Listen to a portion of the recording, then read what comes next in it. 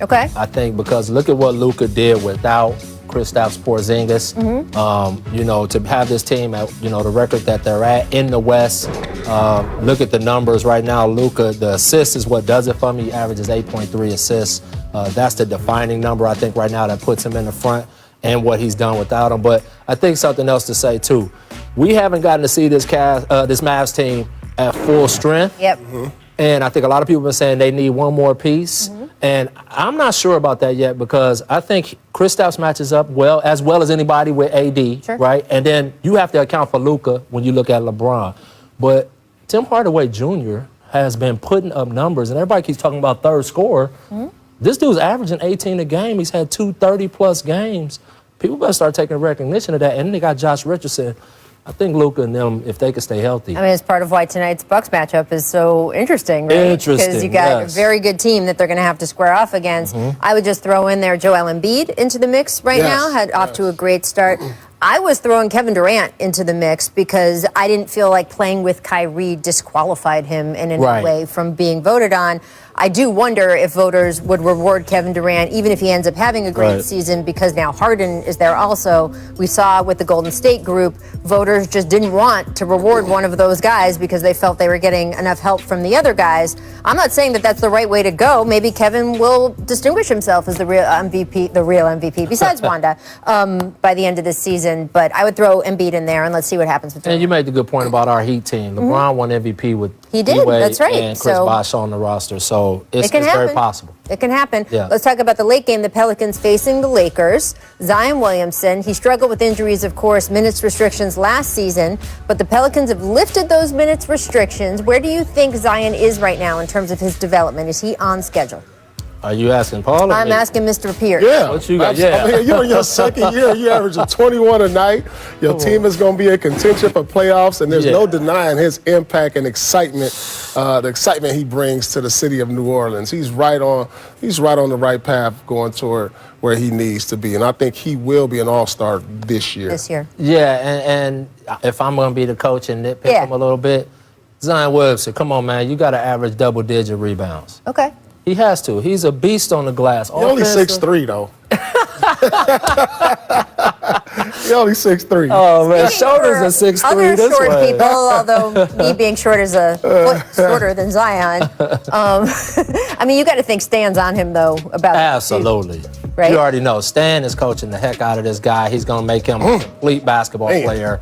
I think we got to look at the body of work of Zion over years because he's already ready to go to impact the league. So I think it might be too early to ask, is his development in the right place? He's already doing what we thought he was going to do. I think it's a good question and an interesting point only because I think the Pelicans are doing it the right way. And we have seen teams try to rush in prodigies or maybe not use them the right way early and it impacts the rest of their career. It has felt so far that they're doing it the right way. When you got Brandon Ingram over there, that's right. You could take your time a little bit because Brandon Ingram is balling. Amen. All right, I want to talk about the Grizzlies. Ja Morant is listed as questionable for Friday's game. This is tonight against the Timberwolves after missing more than 2 weeks with a left ankle sprain. Remember, his initial timeline was 3 to 5 weeks, so he's coming back early. The Grizzlies have gone 4-4 in his absence, which, frankly, a lot of people thought they couldn't do. Right. So what do you think his impending return means for Memphis, Coach?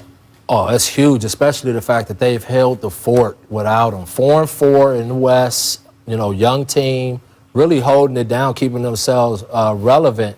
And we know what he is. This guy is dynamite. When he's one of the guys I would pay to go see because he is electric. And so getting him back and you held the fort down, I think it built a lot of confidence in everyone else. That's a good point. Too, and now he's coming back healthy, ready to go. I think that's really going to elevate them and give credit to the coaching staff. Coach Jenkins has done a great job with his staff of getting these guys to commit defensively.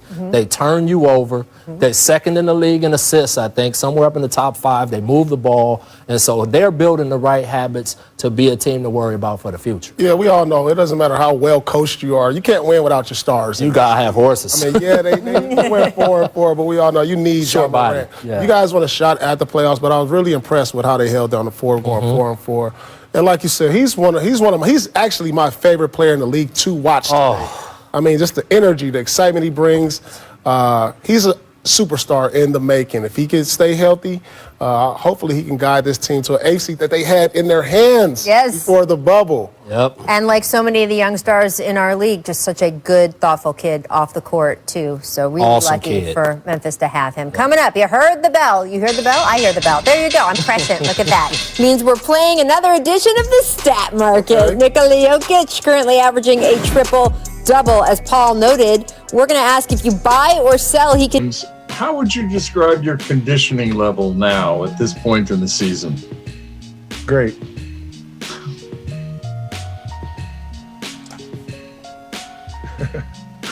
Cat. That smile was pretty awesome, Paul. How do you expect James to maybe re-engage in Brooklyn? I mean, he's excited again. He has a shot at a championship. Right. He's playing with his boys.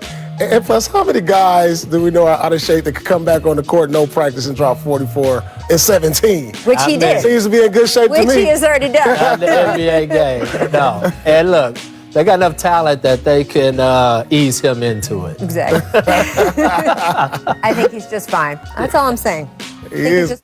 That Lady T tried the Popeye's chicken sandwich. Have you? This chicken sandwich tastes like somebody's grandma Lucille fried it twice, prayed over it, then sent it up to God, and he swiped right. You won't really get it until you get it. Try it now for $3.99. The top teams in the East squaring off in our first game, 7 Eastern. Celtics battling Joel Embiid and the Sixers. And then Devin Booker and the Suns in Houston to take on John Wall and the new look Rockets. You have to get used to that graphic, right? John Wall in Houston. That is the opening bell, meaning the stat market is open for the day. We give you the stats. You buy or sell whether you think those trends will continue. So first up is Joel Embiid, shooting a career-high 54% from the field this season.